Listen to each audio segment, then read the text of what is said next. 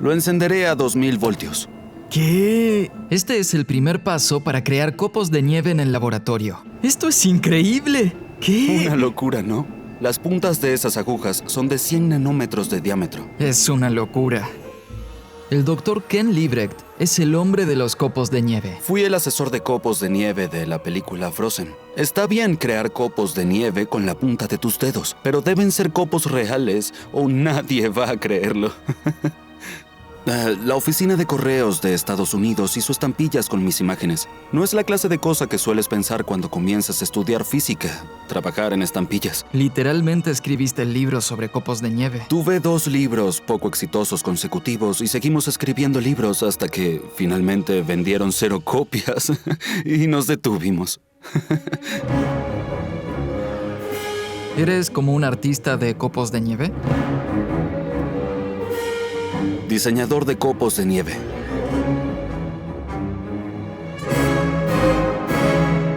Porque sí, soy quien diseña esto a mano. No tengo una computadora que haga el trabajo por mí, lo hago a mano, así que cada uno es distinto.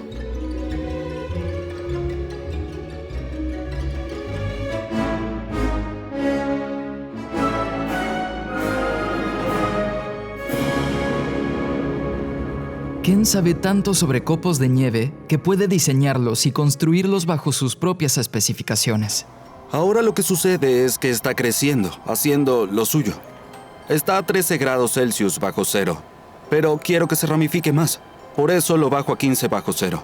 Luego aumentaré algo la humedad, la sobresaturación y comenzarás a ver ramas aparecer allí. Que cambies esas condiciones causa que deje de crecer así y empiece a... Cambié las condiciones de crecimiento para lograr ramas. Esto pequeño de aquí, este nudo, es lo único que toca el sustrato de zafiro. Todo lo demás crece por encima. Esto incrementa el flujo de aire. Esas son gotas formándose y ahora sí comienza lo importante. Lo que haré ahora es bajar la humedad a 0 para que las gotas comiencen a retraerse. Esto dejará de crecer y comenzará a ensancharse un poco. Digamos que nuevamente quiero ramas. Ahora debo darle con todo. ¿Le das mucha humedad? Mucha humedad, sí, pero verás las ramas a los lados.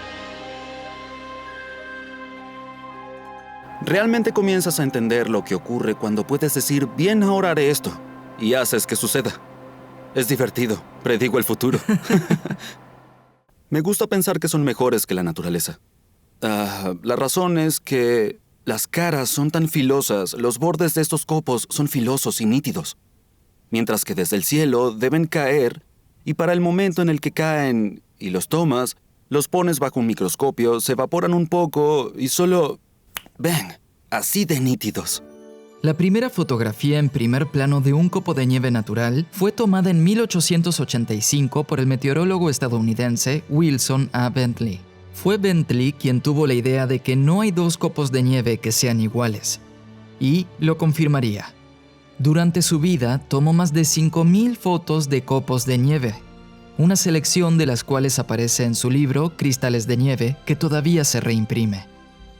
Pero la mayoría de los copos de nieve no se ven como los fotografiados por Bentley, porque él seleccionó solo aquellos en condiciones prístinas, los de belleza y simetría inusuales. Al buscar copos de nieve, yo coloco un gran trozo de cartón y voy observando. Diablos, nada. Los descartas y esperas más. No. Siempre descartas muchos copos de nieve. Son difíciles de hallar. Son 1 en 1,000,000, literalmente. Estamos tan acostumbrados a ver imágenes como esta que estamos ciegos a los misterios de un copo de nieve. ¿Por qué todos tienen una simetría radial de 6 caras? ¿Por qué son tan intrincados y tan diferentes entre ellos? ¿Cómo es que brazos opuestos de un copo de nieve se espejan con tanta perfección? Es decir, ¿cómo es que un lado del copo de nieve sabe lo que hace el otro? ¿Y por qué los copos de nieve son planos? Usualmente tienen milímetros de diámetro, pero micrómetros de ancho. Los bordes de sus placas pueden ser tan finos como hojas de afeitar. Pero el misterio es más profundo. Todos imaginan a los copos de nieve así, pero en verdad tienen todo tipo de formas diferentes, como este, una columna hueca. ¿Ese es un copo de nieve? Es un copo de nieve. También hay agujas, tazas y balas. Este es mi tipo favorito de copo. Una columna con tapas. Comenzó a crecer como columna, pero luego la temperatura cambió y tienes placas creciendo en sus extremos.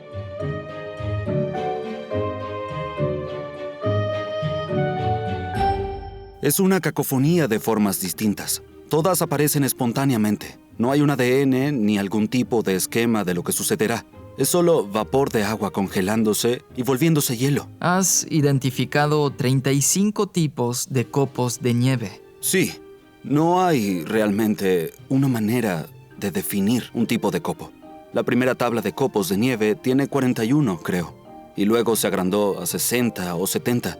La más reciente, hecha por físicos japoneses, creo que tiene 108 tipos de copo de nieve. Y para mí, 108 son demasiados. ¿Cómo es que tan solo el hielo puede crear tantas formas distintas? Todos los copos se forman de casi la misma manera. El agua se evapora y forma vapor de agua, y sus moléculas individuales se mueven por la atmósfera. Y mientras este vapor se eleva, se enfría y se sobresatura, lo que significa que hay más moléculas de agua en el aire de las que estarían en equilibrio a esta temperatura.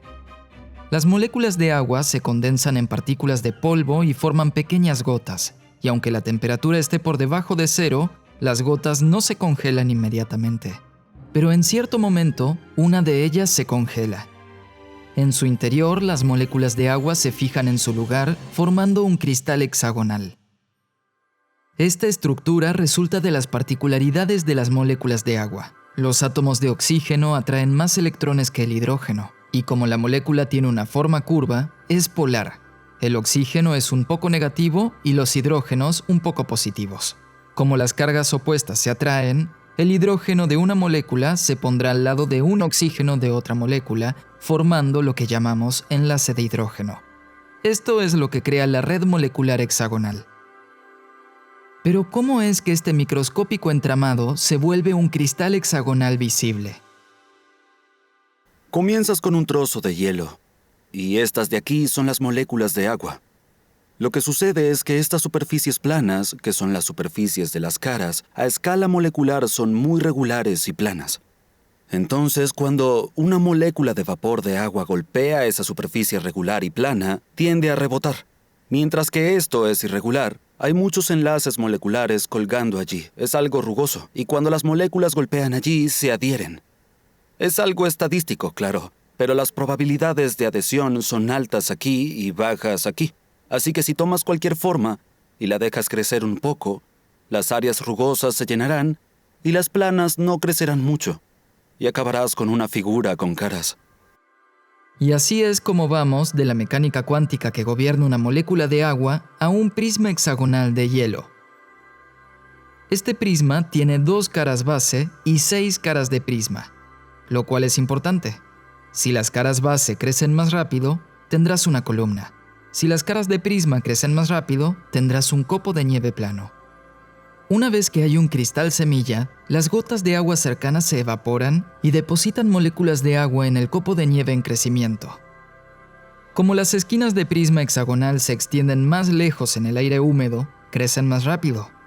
Y ahora se extienden aún más y crecen aún más rápido en un bucle de retroalimentación positivo. Esto hace crecer 6 ramas radiales. En las esquinas de estas ramas pueden formarse ramas adicionales por los mismos motivos. Alrededor de 100.000 gotas son necesarias para crear un solo copo de nieve, y el proceso usualmente lleva de 30 a 45 minutos.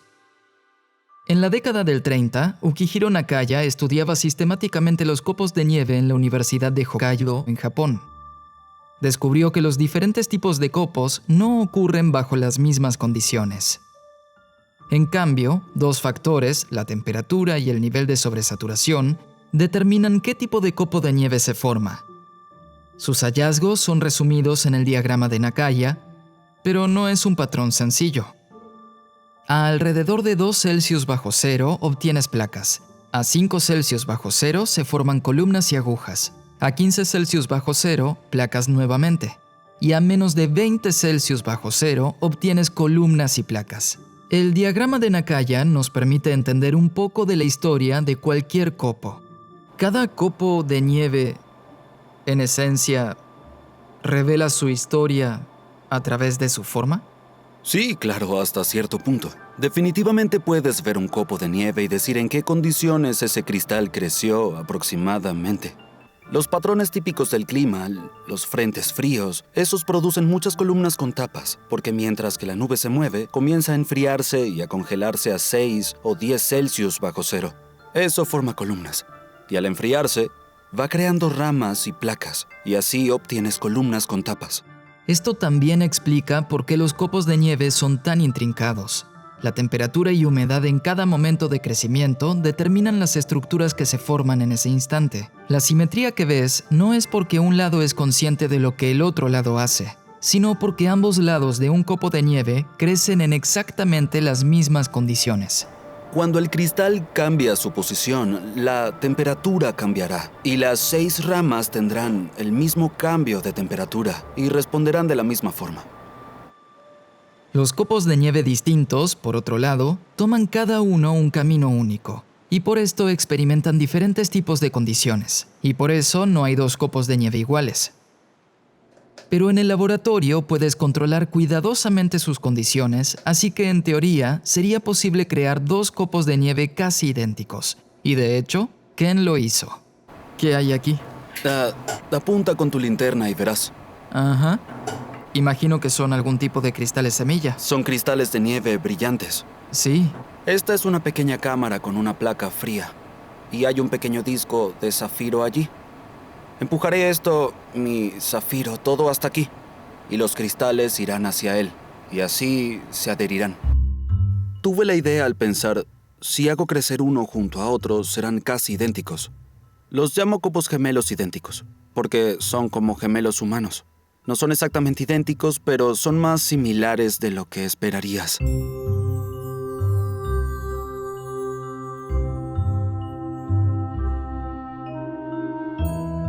¿Es cierto que no hay 2 copos de nieve idénticos? Es una pregunta tonta. Es tonta porque no hay 2 árboles idénticos. No hay granos de arena idénticos. No hay 2 idénticos. Todo lo que tenga complejidad es diferente de todo lo demás, porque una vez que introduces complejidad, surgen incontables formas de hacerlo. Si 2 copos de nieve idénticos crecen demasiado cerca, acaban compitiendo por la humedad entre ellos, atrofiando el crecimiento de ambos. El diagrama de Nakaya nos permite entender mucho sobre la formación de copos de nieve. Ken ha usado sus experimentos para crear su propia versión de la tabla. Pero lo que no explica es ¿por qué en primer lugar se forman así los cristales de hielo? Es decir, ¿por qué obtenemos placas, luego columnas, luego placas y luego columnas de nuevo? Esto ha sido un misterio desde que Nakaya introdujo el diagrama en la década del 30. Pero Ken cree que finalmente tiene la respuesta. Siempre que tengas un cristal, la razón por la cual tienes esas caras regulares y planas es que no es fácil que crezca más cristal por encima. Son llamadas barreras de nucleación. Lo que precisas es una densidad crítica de moléculas adicionales antes de que puedan unirse y formar una pequeña isla que sea tan estable como para crecer y agregar otra capa al cristal. Al comenzar a formar un copo de nieve siempre comenzarás con un prisma hexagonal, con sus 2 caras basales y 6 caras de prisma a los lados. Y la barrera de nucleación para las caras basales es distinta a la de las caras de prisma. Si la barrera de nucleación es menor para las caras de prisma, crecen más rápido y obtienes estructuras con forma de placa. Si la barrera de nucleación es menor en las caras basales, ellas crecen más rápido y acabas con columnas. Las barreras de nucleación del hielo se conocen como una función de la temperatura.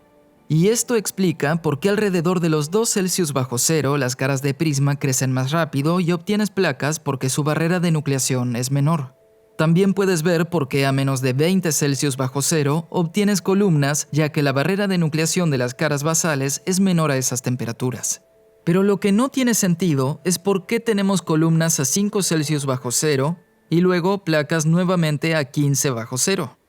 ¿Qué es lo que sucede? Bueno, la hipótesis de Ken es que estas barreras de nucleación son válidas solo en caras planas y amplias, pero si tienes caras muy angostas, las barreras de nucleación serán distintas. Ken propone que las caras basales angostas tienen una caída en su barrera de nucleación cerca de los 4 Celsius bajo cero y las caras de prisma angostas tienen una caída a 15 bajo cero. Entonces el gráfico debería verse así.